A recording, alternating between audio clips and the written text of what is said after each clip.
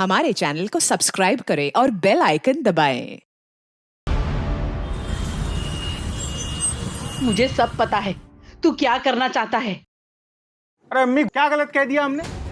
एक बात बताओ, अच्छा खासा लड़का है वो, खुद की चक्की है उसकी, खुश रखेगा हमारी रुबैया को, देख लेना। बहन की खुशी की इतनी फिक्र होती तो 50 साल के बुढ़े का रिश्ता न लेकर आता तू। अभी उसकी अम्मी जिंदा है उसका ख्याल रखने के लिए। अरे तो कब तक जिंदा? अरे अम्मी, समझने की कोशिश करो, घर के हालत पता है ना क्या है हमारे, देख नहीं सकती है वो। कोई लड़कों की लाइन नहीं लगने वाली यहाँ पे उसके लिए। देखना मैं उसका निकाह ना।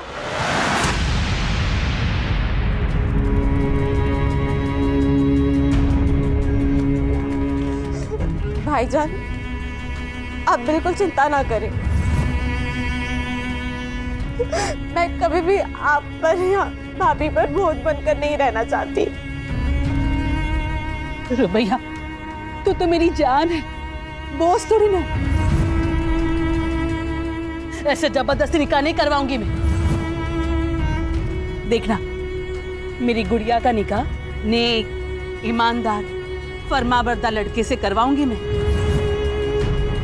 हाँ अम्मी, क्यों नहीं? एक लड़की जो देख नहीं सकती, जो हूर की परी है, उसके लिए करोड़ों की गाड़ी में आएगा ना लड़का निकाह पढ़ने के लिए। अम्मी, ये ख्वाब है तुम्हारा, ख्वाब ही रहने दो। वो ना अल्लाह देखेगा, तू अपना काम कर। आ बेटा आ।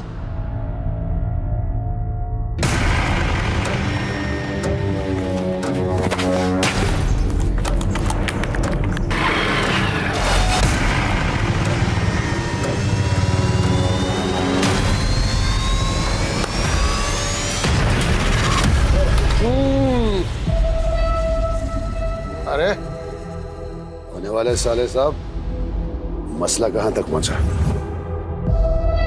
आमिर भाई, बात ऐसी है कि अम्मी और रुबैया से बात की, लेकिन उन्होंने इनकार कर दिया। 50 साल के बुड्ढे के साथ तुम्हारी बहन का रिश्ता कैसे हो सकता है? यही ना? ये तुम लोगों ने अच्छा नहीं किया यूनुस। आमिर भाई, ऐसा है कि आप खामखामे नाराज हो रहे हैं। मैंने अपनी तरफ से पूरी कोशिश की जितनी कर सकता था। मैं अपनी बहन के साथ आपका जबरदस्ती निकाह नहीं पढ़वा सकता। चलता हूं मैं।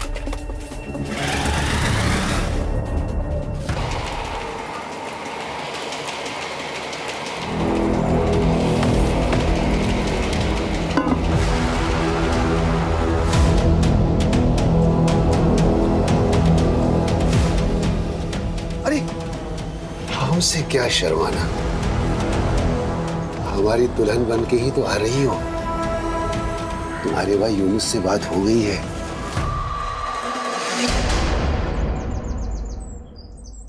गुलरेज, कितना सुनना पड़ा हमको तुम्हारी वजह से, पता है? तो ऐसा काम करता ही क्यों है कि सुनना पड़े?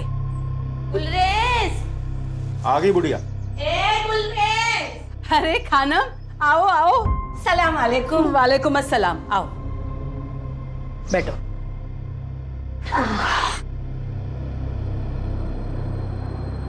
आराम से आराम से। खबर ही ऐसी थी कि अपने आप को रोक नहीं पाई। क्यों? तो भैया को फिर से शादी में गवाना है क्या? अरे गवाएंगे क्यों, हम सब मिलकर गाएंगे। ऐसा रिश्ता लेकर आई हूँ कि मना ही नहीं कर पाओगे तुम लोग। लड़का कौन है, क्या करता है और रिश्ता कहाँ से आया है वो तो बोलो खानम। अरे हजरतगंज के बहुत अमीर खानदानी लोग हैं। हाँ? उनका छोटा बेटा है सैयद, 35 साल का। पिछले साल उसकी बीवी का इंतकाल हो गया किसी बीमारी की वजह से। खैर, बड़ी मुश्किल से वो फिर से शादी के लिए माना है। और मैंने अपनी रुबैया के बारे में सब बता दिया है कि बचपन में एक हादसे में उसकी आंखें चली गई है। उन्हें कोई एतराज तो नहीं है ना कि रुबैया देख नहीं सकती? ना ना मेरी जान, उन लोगों को कोई इतराज नहीं है। रुबैया बेटा, अल्लाह ने मेरी सुन ली।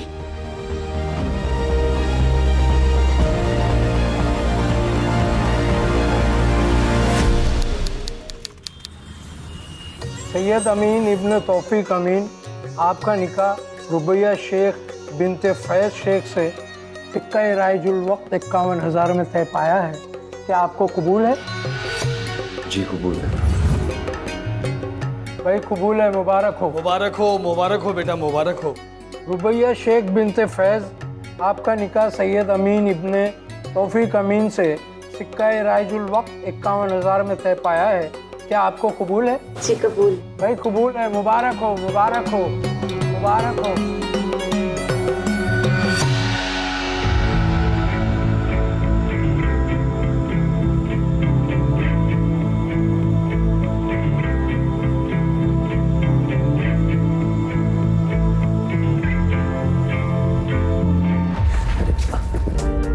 क्या कर रही हो? अभी टकराती। वो मैं इस कमरे की चीजों को पहचानने की कोशिश कर रही हूँ ताकि आगे जाके ठोकर ना लगे। आओ बैठो।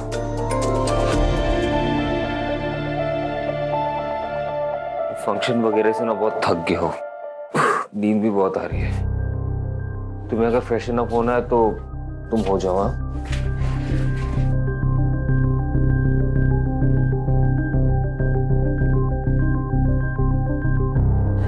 आपसे एक बात पूछूं?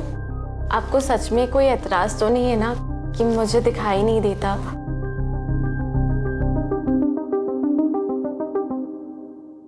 बिल्कुल सपनों की जैसी शादी थी हमारी। यकीन ही नहीं होता था कि ख्वाब है या हकीकत। बस सब कुछ हकीकत ही था। रुबैया, तुम शादी में बहुत खूबसूरत लग रही थी। हमीदा अम्मी हमें बहुत प्यार करती हैं। उन्होंने कभी इस बात का एहसास ही नहीं होने दिया कि हम देख नहीं सकते कि हम लाचार हैं। शाजिया भाभी जो दुलार हमें देती थी वैसा तो कभी हमें अपनी सगी भाभी से भी नहीं मिला। अब्बू और जमील भाईजान वैसे तो हमसे ज्यादा बात नहीं करते, पर खाने की टेबल पर चुटकुले सुनाकर हमेशा हमें हंसाने की कोशिश करते हैं। लेकिन इन सब में सबसे ज्यादा प्यार और दुलार हमें अब्दुल मामू से मिलता है। जब भी आते हैं मेरे लिए गुड़ की बर्फी जरूर लाते हैं। हमारे शौहर सैयद एक नेकदिल इंसान है, कम बोलते हैं, पर मेरे लिए उनकी मोहब्बत हमें महसूस होती है। कुछ दिनों से शायद परेशान जान पड़ते हैं। उनकी अपने बिजनेस पार्टनर से कुछ कहा सुनी हुई है। अल्लाह से बस यही दुआ है कि सब ठीक हो जाए। सैयद कहाँ ठीक कर बेटा हमारा? अरे क्या हुआ? हाँ, ये क्या तरीका है? तू मुझे मेरा तरीका मत समझा। एक मिनट केतन बेटा, तुम घर में हो, इतना क्यों गुस्सा हो रहे हो? क्या बात? ये सब आप अपने बेटे से पूछिए। इसने मुझसे बिना पूछे कंपनी के अकाउंट से 5 करोड़ रुपए निकाले, वो पैसे मेरे। वरना तुम्हारा और तुम्हारी बीबी का राज सबको बता देंगे।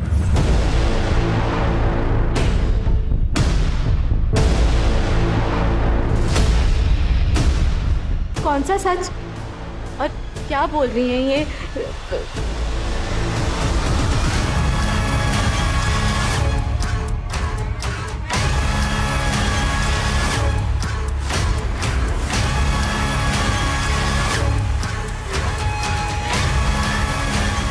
अम्मी, ये केतन कौन से राज के बारे में बात कर रहे थे?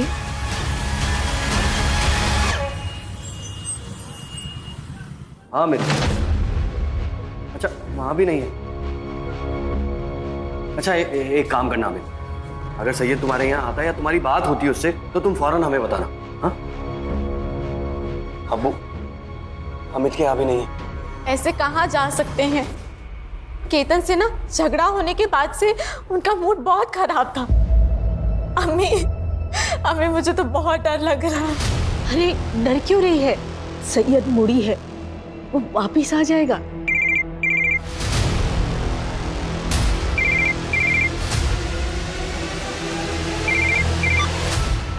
हेलो साहब, मैं दामोदर साहब, फैक्ट्री का वॉचमैन।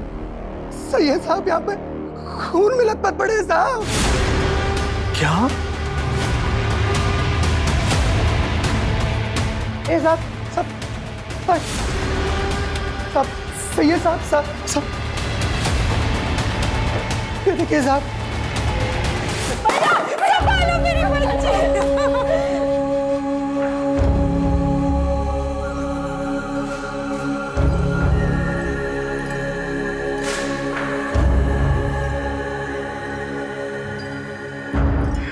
उसने सैयद को धमकी दी थी कि अगर सैयद ने उसके पैसे वापस नहीं किए तो पता नहीं सैयद का कौन सा राज खोल देगा वो। मुझे मेरे पैसे चाहिए वरना क्या? वरना तुम्हारा और तुम्हारी बीबी का राज सबको बता देंगे। किस राज की बात कर रहा था, हमें कुछ समझ ही नहीं आया।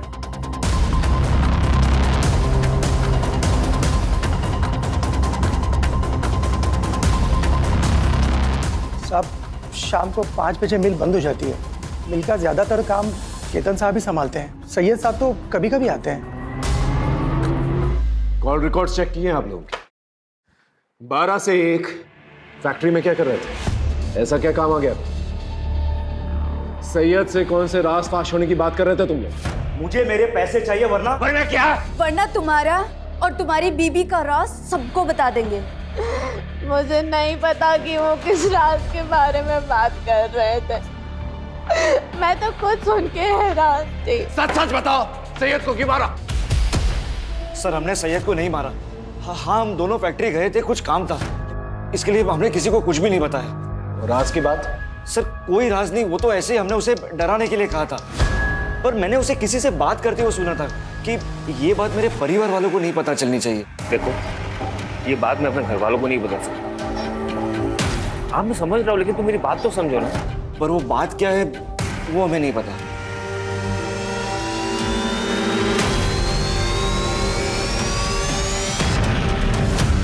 सैयद का फोन रात के 8 बजे बंद हुआ था लालगंज एरिया के आसपास, और सैयद की ऑटोप्सी रिपोर्ट के मुताबिक उसका खून हुआ रात के 9 बजे के आसपास। लेकिन सर, केतन और दीना तो रात के 12 बजे आए थे फैक्ट्री में। सर, ऐसा भी तो हो सकता है मारा कहीं और हो और बॉडी डंप करने यहाँ फैक्ट्री में आए हो। इतनी बड़ी बेवकूफ़ी वो नहीं कर सकते, क्योंकि वो जानते हैं अगर बॉडी मिल में मिलेगी तो सबसे पहले पूछताछ होनी चाहिए। लेकिन सर, मुझे ये समझ में नहीं आ रहा है कि सैयद के बारे में केतन ऐसा क्या जानता है जो हमसे शेयर नहीं करना चाह रहा। एक काम करो उनके पास, रुबैया से जाके दोबारा पूछताछ करो, हो सकता है कोई इन्फॉर्मेशन निकले। Okay sir. अम्मी, अम्मी कहाँ है आप? अब्दुल बाबू, शाजिया भाभी, हमें आपको कुछ बताना है, आप यकीन नहीं करेंगे। क्या हुआ रुबैया? क्या हुआ बेटा? अम्मी, सैयद जिंदा है। वो कल रात मुझसे मिलने आए थे। ऐसी बातें करके क्यों हमारा दिल जलाना चाहती हो रुबैया? रुबैया की बातों पर ध्यान मत दो, वो अभी होश में नहीं। नहीं अबू, मैं सच कह रही हूँ।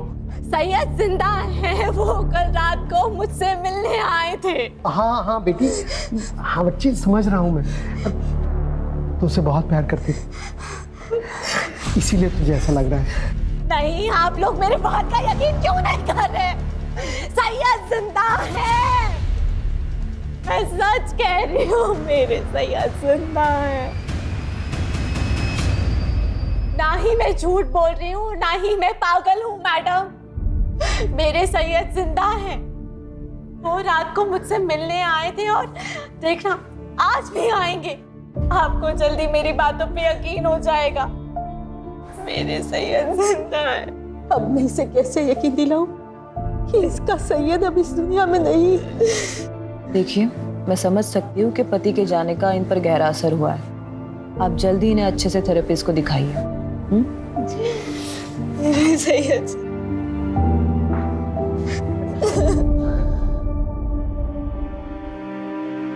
क्यों कोई मेरा यकीन नहीं कर रहा है कि अब जिंदा है सैयद? कहीं ये मेरी कोई गलतफहमी तो नहीं? नहीं, मैंने महसूस किया है आपको। मुझे सबको साबित करना ही होगा कि आप जिंदा हैं।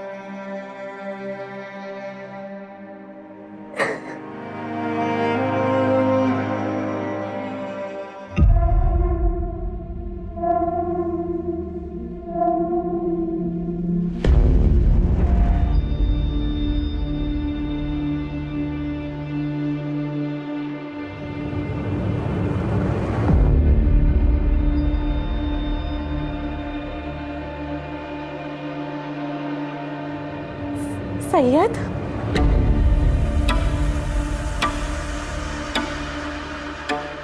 सैयद तुम आ गए?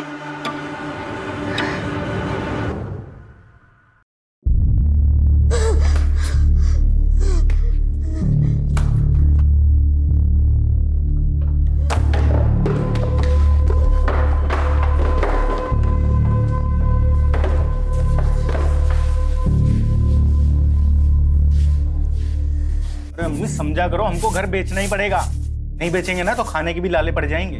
दुकान बंद हो गई है तो दूसरा काम कब मिलेगा उसका कुछ पता नहीं है। रुबैया का फोन है। हाँ रुबैया, बोल मेरी बच्ची, तू ठीक है ना? अम्मी, मैं आप लोगों के यहाँ पे थोड़े दिन हरदोई रहना आना चाहती हूँ।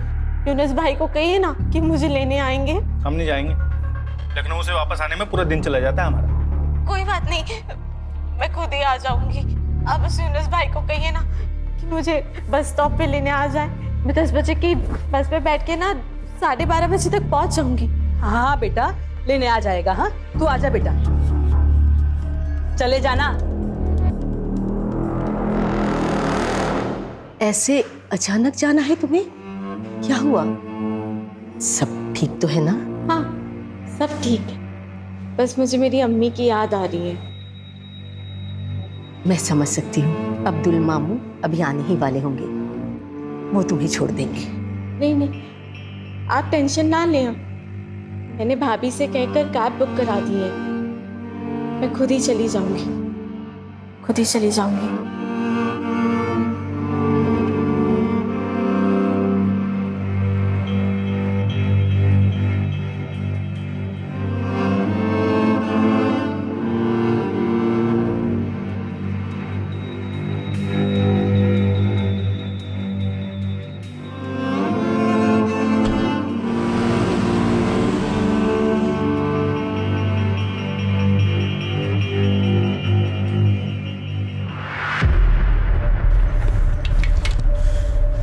जरूरत थी कैसे यहाँ पे आने की?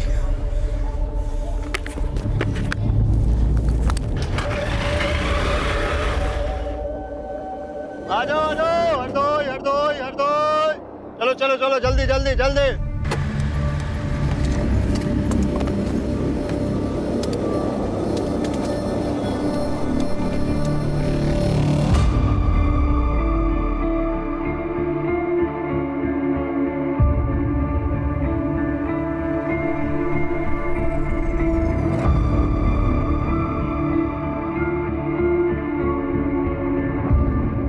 हरदोई हरदोई हरदोई हरदोई हरदोई हरदोई हरदोई हरदोई। कहाँ जाएंगी मैम? ये बस हरदोई जाएगी। हाँ जी हाँ जी हाँ जी, आइए आइए।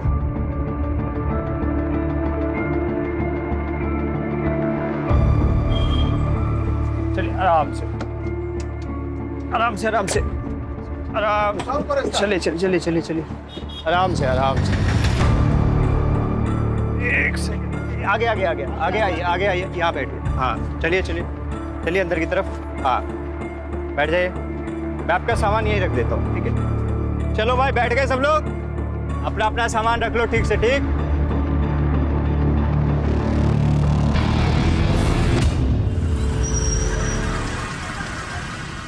हाँ हाँ, आदाब गुलरेज बहन। रुबैया पहुंची क्या? हम लोग बहुत देर से कोशिश कर रहे हैं, उसका फोन बंद आ रहा है। मैंने यूनुस को भेजा है बस स्टॉप पे लेने के लिए, लेकिन उसे भी काफी वक्त हो गया है। हो सकता है बस छूट गई हो, दूसरी बस में हो। अल्लाह करे ऐसा ही हो। आए तो फोन करवा देना। जी जरूर। अम्मी, हमें रुबैया को अकेला भेजना ही नहीं चाहिए था। अम्मी, अरे हम तो कब से बस स्टॉप पे खड़े होकर रुबैया को ढूंढ रहे हैं घंटों से, वो कहीं मिली नहीं। ना वो 10 बजे वाली बस में थी, ना वो 2 बजे वाली बस में। अम्मी हमको लग रहा है रुबैया हरदोई पहुंची नहीं है।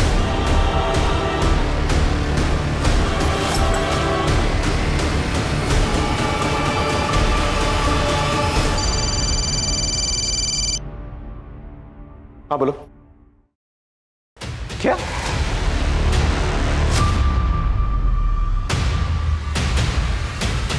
रुबैया मिसिंग? कहाँ चली गई मेरी बच्ची? पता नहीं क्यों उसे यकीन था कि सैयद जिंदा है और वो उसे रात में मिलने आता है। मुझे लगता है कि शायद इसीलिए मेरे पास आना चाहती थी, ताकि उसके ससुराल वाले को ये ना लगे कि उसकी दिमागी हालत ठीक नहीं है। कभी उसे ये सब नहीं कहा। अच्छा एक बात बताइए, सैयद और रुबैया के आपसी रिश्ते कैसे थे?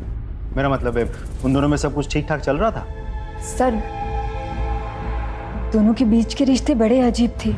सैयद रुबैया से हमेशा एक दूरी बनाए रखता था, कभी बात भी नहीं करता था उससे।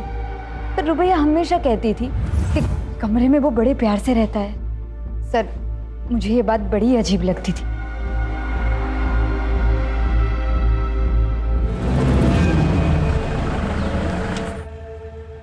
सर, रुबैया के घर वालों से बात करके मुझे समझ में आया कि सैयद और रुबैया के बीच रिश्ते सही नहीं थे। मुझे ऐसा लगता है कि सैयद के मर्डर के साथ रुबैया के गायब होने का कुछ तो कनेक्शन है। एक काम करो, रुबैया के कैब बुक करने से लेके बस स्टॉप पहुंचने तक उसके सारे फुटस्टेप्स ट्रैक करो, उसके call records, cab details, everything. Sir एक और बात, रुबैया के गायब होने के बाद हरदोई से सिर्फ उसकी माँ आई थी, साथ में भाई यूनुस नहीं था। बहन गायब है और भाई को फिक्र तक नहीं। उठा के लेके आओ सर। यूनुस शेख, तो तुम्हें पूरा यकीन है हरदोई स्टेशन गए थे अपनी बहन रुबैया को लेने के लिए? सर मैं गया था सर मैं बस स्टॉप पे पहुंच गया था, यही कोई 12 के करीब सर। मैंने तो अगली बस का भी इंतजार किया, तब मुझे लग रहा है पहुंची नहीं स्टेशन पे। कैसे गए थे वहां पर? बाइक से गया था सर मैं।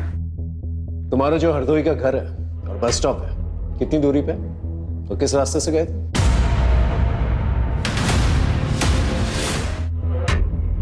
दूरी तो सर यही कोई 10 किलोमीटर की दूरी पे है सर। और फिर आता है सबसे पहले राउदी चौक आता है, और फिर उसके बाद एक बड़ी सी बाजार आती है सर, उसके बाद बस स्टॉप। नहीं सर, उससे पहले ही एक बड़ा सा आम का बाग भी आता है, उसके बाद आता है 2 किलोमीटर की दूरी पे है बस स्टॉप। ठीक है, जाओ, लेकिन जब भी बुलाएंगे वापस आना। आ जाऊंगा सर। अंकिता, रुबैया के घर से लेके बस स्टॉप तक जितने भी होटल्स, मोटल्स, ढाबे हैं वहां पर जाकर पता करो, और रुबैया के सारे डिटेल्स जो है आसपास के पुलिस स्टेशन भेजो। रुबैया का फोन 8 बजे से एक्टिव था, पता करो किस किस से बात की इसने। और ये रुबैया का भाई यूनुस, सितंबर 15 को 10 से 4 के बीच में इसने किस किस से बात की, किस किस के साथ मैसेजेस एक्सचेंज किए, पता करो सब।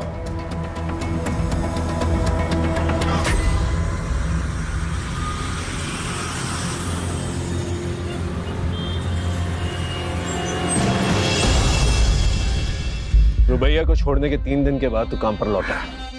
कहाँ था 3 दिन तक? और रुबैया कहाँ पर है? बोल। कौन रुबैया? ये गांव गया था, बाप बीमार है, आप फोन करके पता कर लो। और रही इस लड़की की बात, मैंने उसको बस में छोड़ा, वो बस में बैठी और मैं वहां से चला गया। तूने उसे बस में बैठते हुए देखा था? साहब मैडम को दिखाई नहीं देता था, इसलिए वहां पे तब तक मैं रुका रहा जब तक वो बस में बैठ नहीं गई। वो खिड़की की तरफ बैठी थी। लेकिन साहब आप लोग मुझसे क्यों पूछ रहे हैं ये सब? मैंने कुछ नहीं किया। हो सकता है तू कुछ नहीं जानता, लेकिन रुबैया तब से गायब हुई है जब से तेरी गाड़ी में बैठी है। सर इसके बाद भी मेरी बुकिंग थी, आप चेक कर लीजिए। जब तक का ये केस सॉल्व नहीं हो जाता ना, तेरी ये गाड़ी जो है ना हमारी कस्टडी में रहेगी। जा, और शहर छोड़कर जाने की कोशिश मत करना, गाड़ी कस्टडी में। सर,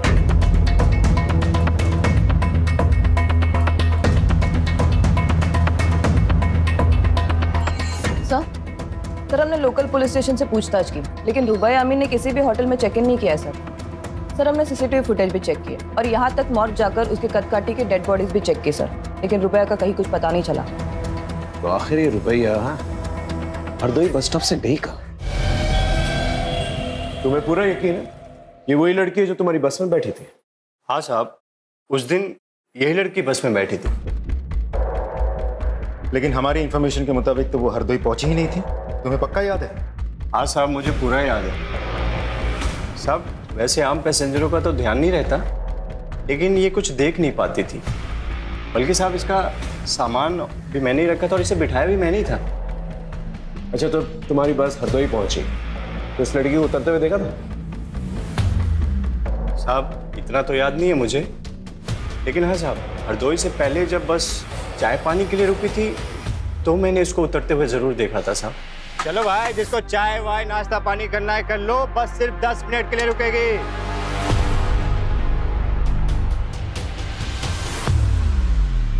अच्छा, इस लड़की को दोबारा बस पे चढ़ते हुए देखा था आपने? हाँ सर, हमने देखा था।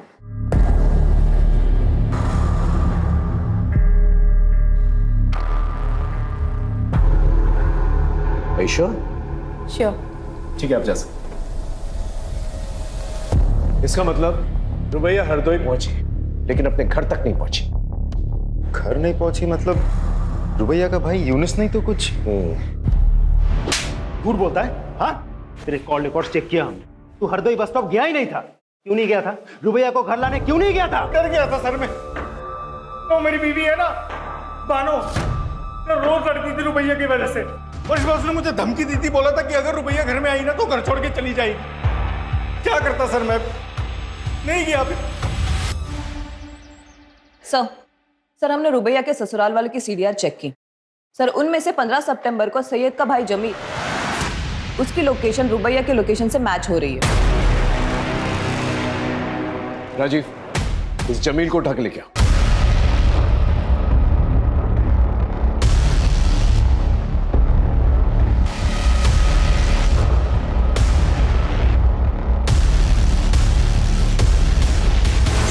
हमने तुम्हारे बैंक स्टेटमेंट्स चेक किए। तुमने बहुत सारे ट्रांजैक्शंस जो हैं बबल क्लब्स में किए। पहले हमें यह लगा कि शायद तुम हॉलिडे मनाने के लिए अपनी बीवी के साथ इस क्लब में जाते, लेकिन जब हमने क्लब में फोन किया तो पता चला तुम वहां अपनी बीवी के साथ नहीं बल्कि सैयद के साथ वहां जाते थे। तो चल क्या रहा था तुम्हारा और सैयद? हाँ, देख सच बता दे। एक ही फैमिली के 3 मेंबर्स के साथ हादसा हुआ है, कोई भी झूठ बहुत भारी पड़ेगा तुझे। सर मैं बाइसेक्सुअल और सैयद गे था। हम दोनों एक दूसरे को डेट कर रहे थे और वो मुझे पैसे भी देता था। हम दोनों एक दूसरे के साथ बहुत खुश थे, लेकिन फिर पता नहीं एक दिन सैयद ने अचानक से आकर कहा कि वो दूसरी शादी कर रहा है और वो ये रिलेशनशिप को कंटिन्यू नहीं कर सकता। सर वो क्लब में अकेले जाने लगा, लोगों से मिलने लगा, उन्हें डेट करने लगा। सर उसने मुझे पैसे भी देना बंद कर दिया। रोज ऑफिस में हमारे झगड़े होने लगे और हमारे डिफरेंसेस लोगों के सामने आने लगे। और ये सब देखकर मेरी पत्नी दीना वो मुझसे सवाल करने लगी थी, इसीलिए उसके लिए मैंने जानबूझकर सैयद को धमकाया। लेकिन एक बात समझ में नहीं आई, सैयद की बीवी रुबैया, वो उसके साथ 1 साल तक खुश कैसे थी और 1 साल तक सैयद का सच उसे कैसे नहीं पता चला? सर मुझे कुछ नहीं पता, लेकिन हाँ बुशरा सर, बुशरा सैयद की पहली पत्नी थी और वो उससे बिल्कुल भी खुश नहीं थी। वो उसे डिवोर्स देना चाहती थी, लेकिन वो बोटिंग एक्सीडेंट में मारी गई। राजीव,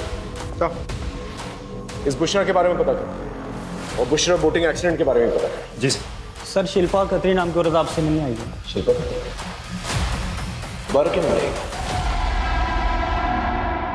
यस मिस खत्री बोली। सर वो शायद रुबैया दोबारा बस में चढ़ी ही नहीं थी। क्या? लेकिन पहले तो आपने कहा था आपने उसे बस पे चढ़ते हुए देखा था। सर जब हमने उसे देखा था ना तब हम थोड़ा नींद में थे, लेकिन कल हमें याद आया कि जो लड़की बस में चढ़ी थी उसके हाथ में वो छड़ी क्या बोलते हैं उसे? Blind walking stick. हाँ वो नहीं थी। मिसेस खत्री, वो चाय की दुकान याद है जहां पर बस रुकी थी? हाँ सर देखा था इस लड़की को यहाँ, उधर बैठी थी सर। हाँ मैडम क्या लेंगी, चाय या ठंडा? भैया 1 कप चाय दे दीजिए। ठीक।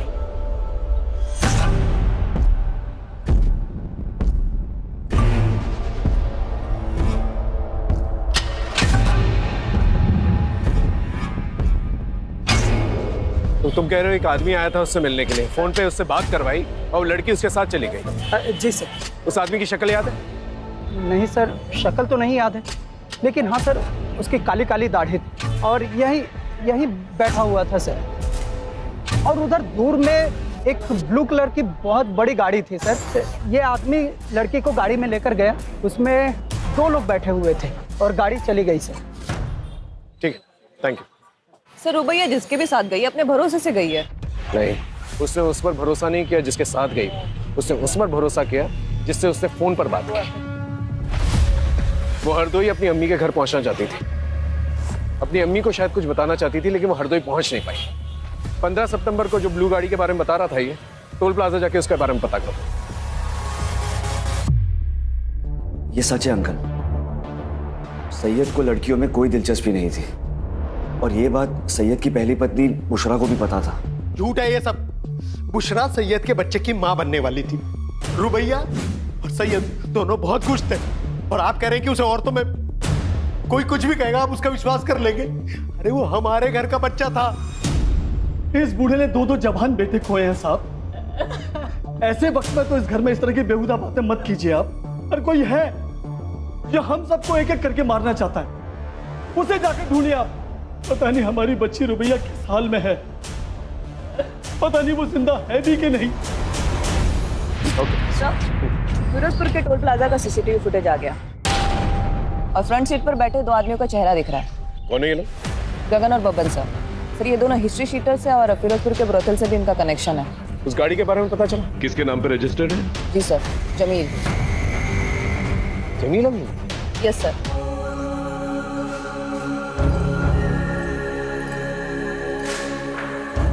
जी बोलिए। विक्टिम की मौत गला काटने से हुई है। बॉडी को 48 आवर्स हो चुका है और इसके साथ एक और जो लड़की की बॉडी आई थी जो बच गई। लेकिन दुख इस बात का ज्यादा है कि विक्टिम प्रेग्नेंट थी। Pregnant? She was 2 months pregnant. लेकिन ये कैसे हो सकता है? इसके पति को मरे हुए तो 3 महीने हो चुके हैं। सैयद जिंदा है, वो कल रात को मुझसे मिलने आए थे।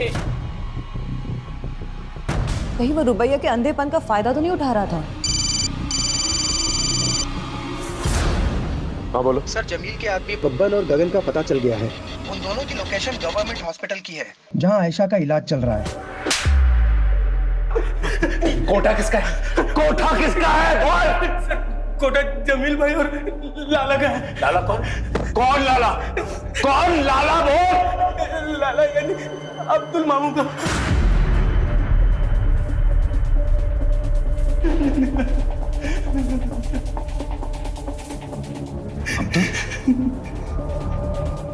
लेकिन अब्दुल तो रुबैया को अपनी बेटी मानता था और जमील और सैयद उसके अपने भांजे थे। वो अपनी बहन के बच्चों के साथ ऐसा कैसे कर सकता है? गर्दन पर गोली लगी है, हॉस्पिटल लेके जाओ। सर लेकिन अब्दुल ये सब करेगा ही क्यों? और इन सब में जमील कैसे फंस गया? सर, क्या चल रहा है मुझे कुछ समझ में नहीं आ रहा है। अजीब पहेली है। सैयद की पहली बीवी बुशरा, वो भी प्रेग्नेंट थी ना सर? और उसकी मौत बोटिंग एक्सीडेंट में हुई थी। सबका जवाब हमें इशारों में मिलेगा। सर सन 2020 में भी भूषण अमीन ने अपने पति और ससुर के खिलाफ रिपोर्ट लगाई थी। ये देखिए रिपोर्ट। सैयद के खिलाफ तो कंप्लेन समझ में आती है, लेकिन तौफीक अमीन के खिलाफ